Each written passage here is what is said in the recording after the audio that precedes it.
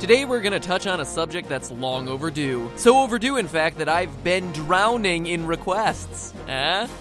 See what I did there? Been drowning in requests? Been drowned? I'm talking about the Ben Drowned creepypasta, okay? The story goes that on September 7th, 2010, a 4chan user by the name of Jadoozable posted about a strange Majora's Mask cartridge an old man had given him. Over the coming days, he began documenting at length all the strange things the cartridge was doing, including graphical glitches, altered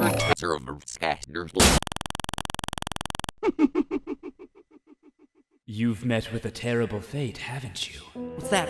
What's going on? You shouldn't have made a Ben Drowned theory. Wait a second, I know that voice. You're the Grape Jelly player. PeanutButterGamer, actually. Yeah, that's pretty much what I said. What are you doing here? Again. Well, I've been messing around with Skyward Sword hacks, and I found a code that allows me to hack into any YouTube video that mentions Zelda. Really? Is that like a part of YouTube Red? No? What are you even talking about? We're doing a collab video, remember? Oh yeah, that's right. Sorry, I ran out of Diet Coke and my brain's been a bit fuzzy lately. Oh, that explains it. Explains what? Ben Drowned? I mean, you're really scraping the bottom of the barrel here, man. Clearly you're not on form. I mean, I talked about Ben Drowned like 3 years ago, and even then it was kinda old news. Well, do you have any better ideas, Mr. Buttergamer? Actually, I do.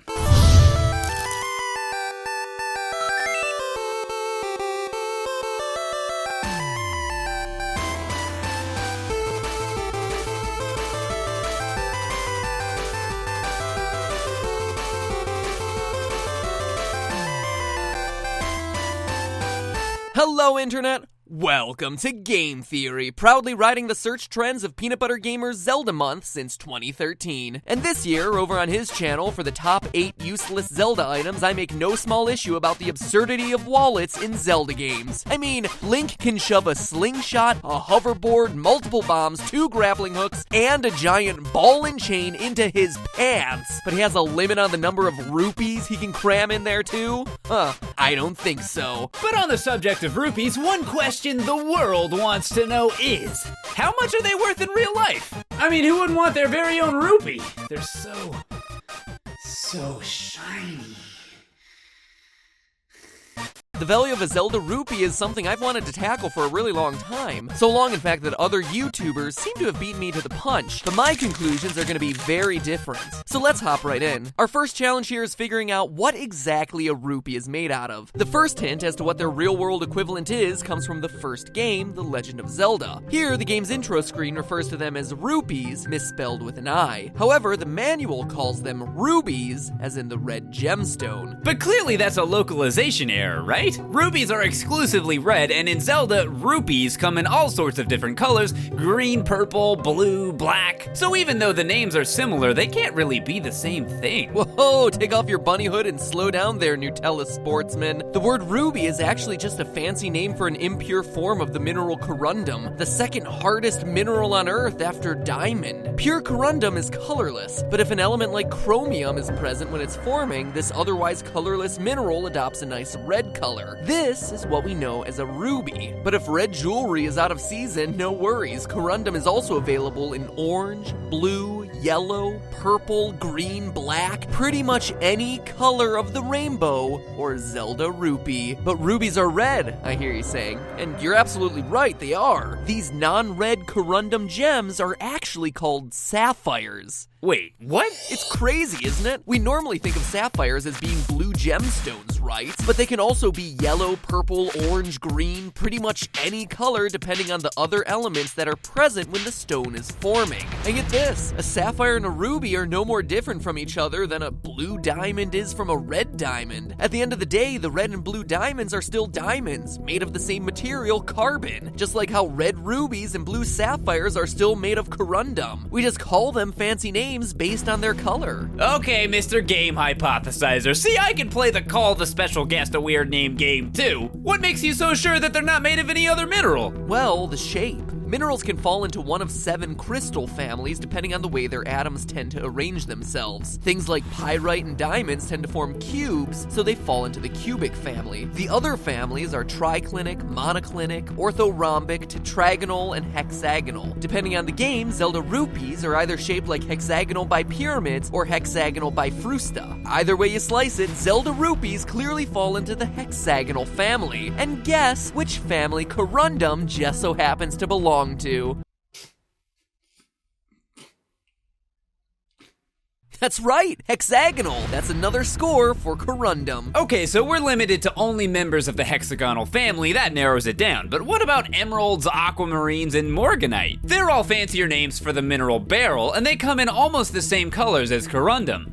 Oh, I had no idea you cared so much about minerals. That rocks. Pun definitely intended. Oh, I don't. I was just reading off a Wikipedia article I pulled up when I got bored listening to you. Oh. Well, sure, beryl is a fine candidate, but we haven't brought up the last piece of evidence, pleochroism. Leopleurodon? It's a Leopleurodon, Charlie. Magical Leopleurodon. Pleochroism. It's an optical illusion that only certain gems are able to create, where changing the angle you're viewing the gemstone from will subtly shift the color of the stone. Crystallographers not only use it to determine the price of a gemstone, but also use it to determine what sort of gemstone they're looking at. Simply turning a gem in your hand can be a really easy way to find out whether you're looking at, say, a green emerald or a green sapphire. Now, if you look at any high-res rupee found in Ocarina of Time, you can see that as they rotate, their colors darken and lighten. That's textbook pleochroism. Minerals like diamond and garnet don't do this, but gem-quality corundum does. In fact, corundum is one of the only minerals that not only comes in multiple colors, but also exhibits moderate to strong pleochroism no matter what color it is. Beryl also exhibits pleochroism, but not at the level corundum is able to achieve, and certainly not to the level that we see it exist in the game. In short, from the name to the color variety to the crystal structure to the refraction, all sources point towards the fact that rupees are indeed rubies and sapphires, corundum-based gemstones. All right.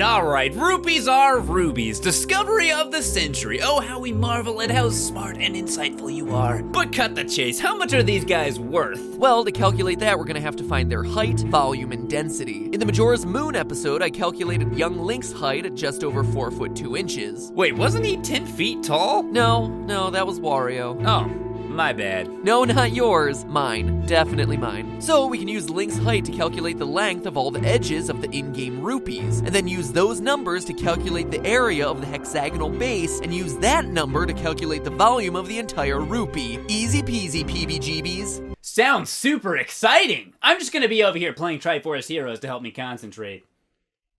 So Link measures in at 4 feet 2 inches, and the in-game rupees are almost half that size at just over 2 feet, or 61.51 centimeters tall, and measuring apex to apex 5 inches, or 12.7 centimeters wide. Since the base of the rupee is a hexagon with 3 sets of parallel edges, that makes calculating its area much easier. It can be divided into 2 perfectly congruent isosceles trapezoids, so we only need to find the area of one trapezoid and then multiply it by 2. Reflexive property for the win. So the area of a trapezoid is base 1 plus base 2 divided by 2 multiplied by height. Base 1 is 15.5 inches, base 2 is 24.22 inches, and the height is 2.5 inches. Plugging the numbers in, we get 49.65 inches squared, and since, as we said, we have 2 trapezoids, the total area of the base of the rupee is 99.3 square inches, or 640.64 square centimeters. Oh boy! Time for the volume. Oh, can I read this part of the script, please? I haven't had enough speaking lines yet.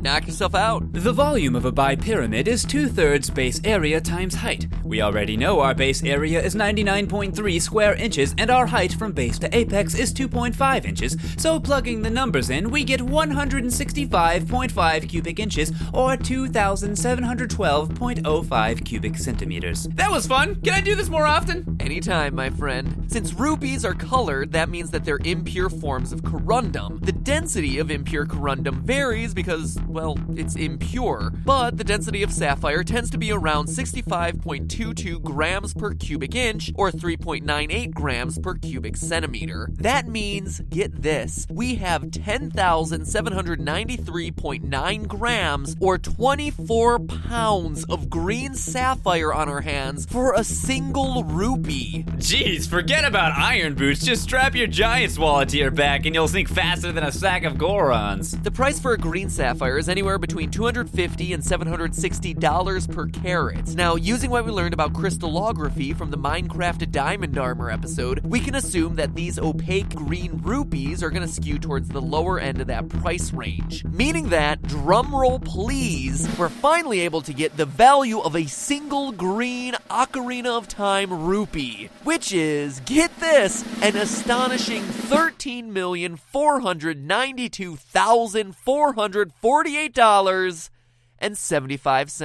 No wonder Link goes around smashing everyone's pots to find these things. Man, really puts into perspective how much you're paying for that refill of bombs. Vegemite competitor, you truly are a beautiful gem of a human being.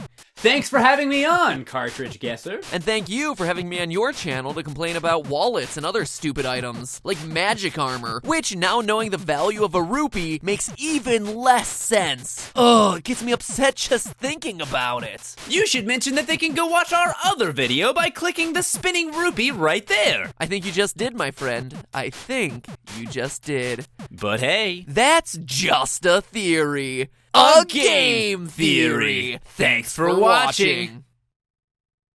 But seriously, click that rupee. You'll be glad you did. We're pretty hilarious. And while you're at it, subscribe to both our channels since we're cool guys who do cool videos about cool games.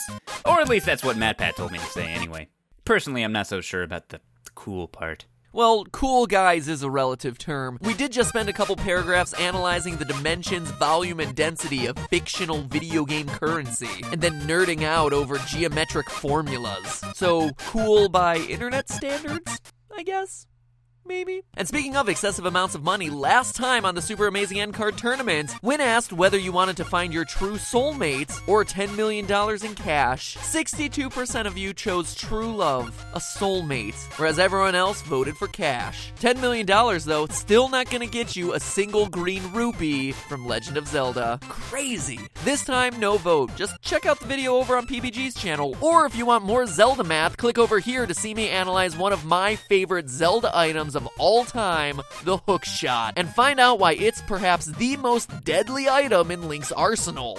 Oh, but not to the enemy, to Link himself.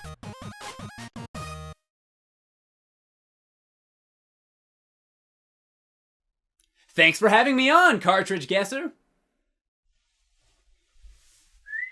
I think that's it. I did it.